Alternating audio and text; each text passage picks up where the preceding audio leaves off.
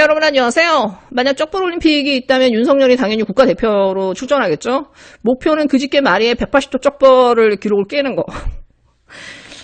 지금 보면 윤석열이 본인에게 제기되는 그런 그 기사나 의혹 제기나 이런 단점 지적에 대해서 계속 발끈하고 부인을 하거나 무시를 하는데 유일하게 그걸 받아쳐가지고 재미있게 이끌어가고 있는 게 쩍벌이에요. 본인의 제기된 의혹 중에서 유일하게 이 사람이 제대로 지금 해명하고 있는 거 쩍벌밖에 없어요. 허벅지가 굵어서.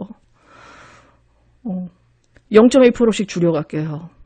그래서 막 열심히 이 사람이 이걸 재미지게 한단 말이에요. 자기의 이미지를 뭐 소탈한 동네 아저씨처럼 만들어가기 위해서.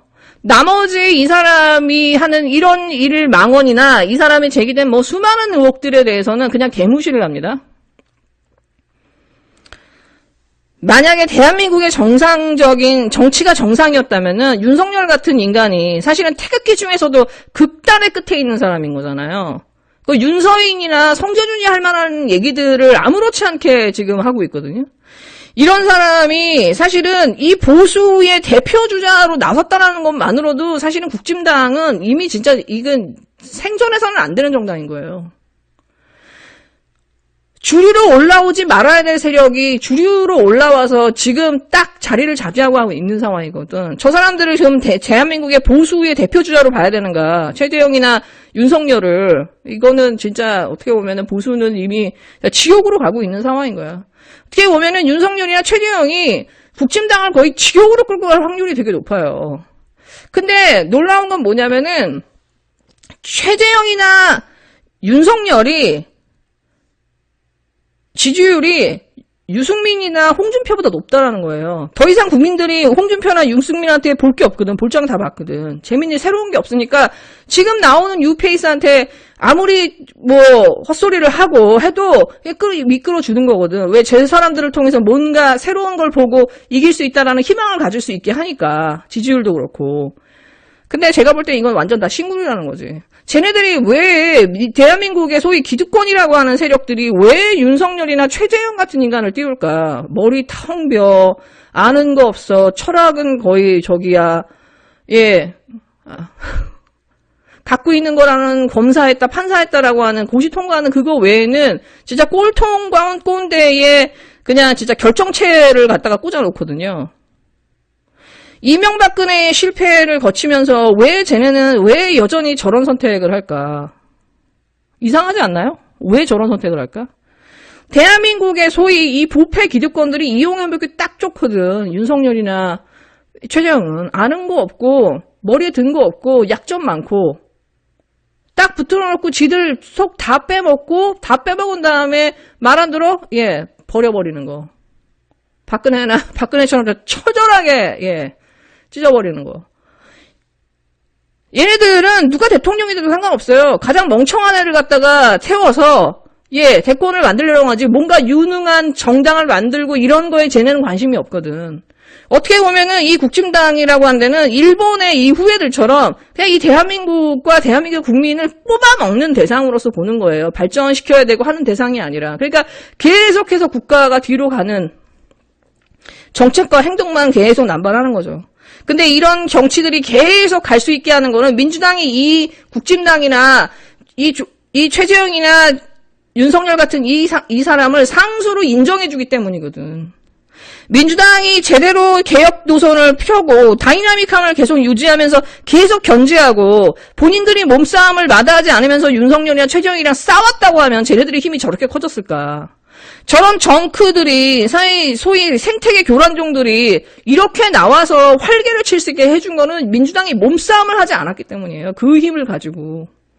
180석을 뽑아줬으면 제대로 싸우라고 해야 되는데 계속 빼면서 본인들 스스로도 그들과 함께 그냥 머물렀다는 거지. 몸싸움이 싫으니까.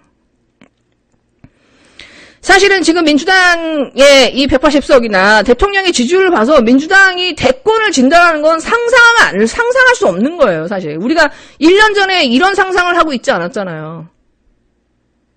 이렇게까지 망가진 거는 이낙연과 그 이낙연을 지지하는 이 세력들이 만들어 놓은 거예요, 사실은.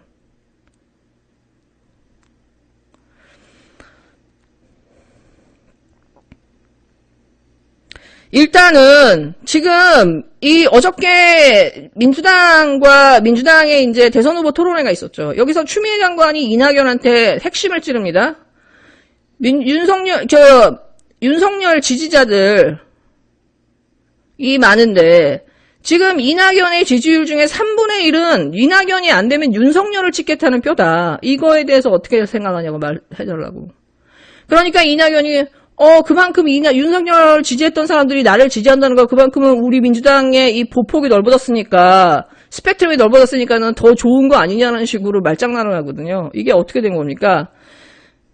추미애 장관이 지적한 대로 이낙연이 대선 후보가 안 됐을 경우에는 윤석열을 찍겠다는 표예요. 다시 말해서 그럼 우리 쪽에 그 포션이 크냐?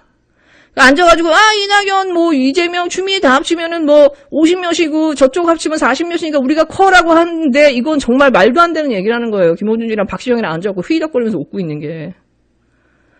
이낙연 지지자의 30%는 저쪽으로 갈 표란 말이에요. 안 찍을 표라고요. 그러면 우리를 찍지 않을 저 표를 30%에서 35% 이상을 표를 갖고 있는 저 사람을 지금 1등, 2등 하면서 저 사람이 이기네 마네 하면 이 지금 대선 경선판은 지금 올케가 아니냐라는 거예요. 예, 지금 민주당 경선은 이재명과 이낙연이 서로 주거니 받거니 계속 말싸움하면서 거의 사람들 짜증을 유발해가고 있는 상황이거든요. 제대로 된 정책 경쟁이 시작된 거는 거의 어저께부터라고 해도 과언이 아닌데 지금 보면은 이낙연은 정책 공정을 할 생각이 없어요. 이 사람을 보면은 오로지 이재명만을 공격하는 상황이거든. 그럼 이 사람의 목적은 뭐냐라는 거예요. 그리고 우리가 한번 생각해봐야 될 게 뭐냐면 이낙연의 지지율이 되게 낮았는데 갑자기 윤석열 지지율이 떨어지면서 이낙연의 지지율이 확 튑니다. 그리고 이게 밴드와이언 효과를 만들면서 계속 이게 이어져요. 그리고 그러면서 이재명과 이낙연의 구도로 재편이 돼요. 그리고 그 전에 추미애는 2등으로 올려오려고 하는 상황인데 추미애가 갑자기 변방으로 끌어져요. 그리고 나서 이낙연이 부상이 되니까 이재명한테 다 몰아줘야 돼 하는 또 하나의 여론이 생기면서 이 두 강의 체제가 굳어져 가고 있는 상황이에요. 그러면 이 민주당 지지자들은, 우리 민주당 지지자들은 한번 생각해 봐야 돼요. 이 구도는 과연 맞는가? 지금 이런 식으로 간다고 하면은 이재명과 이낙연이 6개월 내내 싸워서 나중엔 친이 친박보다도 더한 진짜 이제 전생에 부모 죽인 왼수 관계가 될 수밖에 없는 상황이거든요. 그럼 예를 들어서 이재명이 대통령이 된다 하더라도요, 이 힘이 커질 대로 커진 이 당권과 이 조직 능력을 다 갖고 있는 이 이낙연, 정세균 이 여성계가 거의 이재명을 흔들면서 당청이 완전히 분리돼 갈 수밖에 없어요. 이런 식으로 대선으로 가면. 그러면 이거는 정말 이 민주당이 건강한 당청의 관계를 만들고 정권을 재청출하는 정당으로서 지금 제대로 가고 있는 게 맞냐라고 지금 지지자들은 물어봐야 되는 상황이거든요. 어떻게 보면 이재명이 매몰돼 있는 분들은 소수겠지만 이 사람들은 오로지 이재명이 이기기 위해서 추미애를 부각되면 안 된다라고 하거든요. 근데 여러분 지금 민주당의 이 대선 구도는 지금 이 추미애가 거의 대부분의 명사들이나 유튜버들에서 지지를 받잖아요. 소수의 빅스피커 중에서 중립을 지키는 사람 몇몇 제외하고는 거의 절대 다수의 민주진영의 명사들이나 유튜버들은 다 추미애를 지지합니다. 근데 추미애의 지지율은 데이터에 반영이 안 돼요. 여론조사에 반영이 안 돼요. 이낙연의 지지율은 조중동이 원하는 프레임대로 중도층이 어쩌고저쩌고 하면서 다 반영이 됩니다. 그래서 우리 쪽의 목소리는 완전히 무시가 되면서 가는 상황이에요. 그러니까 민주진영에서 큰 소리를 내고 목소리를 내는 사람들, 개혁의 목소리를 내는 사람들의 목소리는 이제 민주당의 지지자의 그 목소리로서 데이터로서 여론조사에 잡히지 않는다라는 거죠.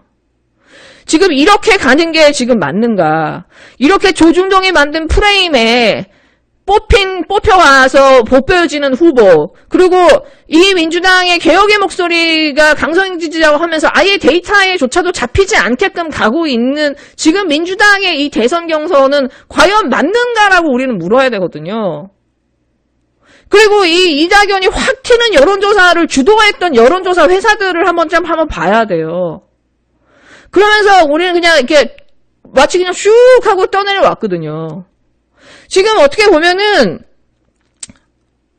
우리는 어떻게 보면 큰 판에 있는 사람들이 만든 이 판에서 그냥 써들어가는 개미 같은 역할을 하고 있거든. 떠들어가는 개미 역할을 하고 있어. 더 이상 저 흐름을 막을 수 없을 만큼 쟤네들의 힘이 너무너무 커졌다는 거예요. 그리고 이게 계속 민주당의 리스크가 되고 다음 정권의 리스크가 될 수밖에 없는 상황이거든. 그러면 지금 이 민주진영의 개혁적인 목소리를 내야 되는 사람들이 왜 추미애를 저렇게 지지함에도 불구하고 이재명과 추미애가 1등, 2등을 선점해서 민주당의 경선을 이끌어 가야 된다는 목소리가 이렇게 부상함에도 불구하고 왜 이 목소리는 여론조사나 데이터에 잡히지 않을까? 왜 민주당의 주류들은 이 목소리에 귀를 기울이지 않을까에 대해서 지지자들은 한번 생각해 봐야 돼요. 그리고 이런 목소들이 여론에서 빠지고 이 경선에서 빠진 상태에서 민주당이 이렇게 이재명과 이낙연의 이강구도로 계속해서 6개월, 7개월씩 정말 국민 짜증을 유발하는 이렇게까지 간담회 했을 때 우리한테 남은 것은 무엇인가? 과연 민주당은 안전할 것인가? 이재명이 설령 대통령이 된다 해도 안전할 것인가에 대한 우리는 한 7개월, 8개월 이후에 대선 이후에도 한번 생각을 해봐야 되는 상황이에요. 그리고 이제 만약에 이낙연이 지금 언론에 의해서 저렇게 보호를 받는데 때가 됐을 때 이낙연의 파일들이 나올 것입니다. 이낙연의 파일은 안전할 것인가. 저는 며칠 전에 열린공감TV 보면서 진짜 심각하구나 이낙연. 그리고 상상하고 싶지만 이낙연이 1위가 됐을 때 쟤네들이 지금 열린공감TV나 이런 데서 제시하는 옵티머스나 지금 주가 조작 의혹에 대해서 터뜨리지 않을까요? 제가 볼 때는 이낙연이 쟤네들한테 가장 좋은 먹잇감이에요. 민주당을 망가뜨리고 갈라치기로 만들어 놓고 그러면서 막판에 진짜 거의 핵폭탄급 게이트를 만들어서 민주당을 침몰시키는 데 있어서 제가 볼 때는 이낙연만한 소재가 없는 거예요.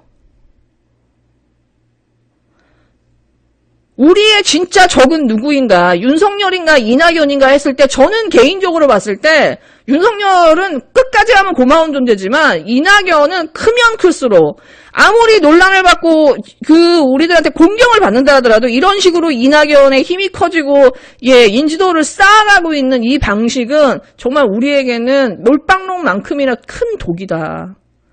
빨리 추미애와 이재명의 중심 체제로 1, 2위 체제로 개편할 수 있도록 정말 미친 듯이 우리는 소리를 내야 된다. 그러지 않으면 그냥 이 조중동의 프레임에서 보호받는 이 후보가 계속해서 민주당을 장악해갈 수 있다. 그리고 이것이 자기 정권에도 다음 민주당을 꾸리는 데 있어서도 독이 된다. 네, 여러분 즐거운 하루 되세요.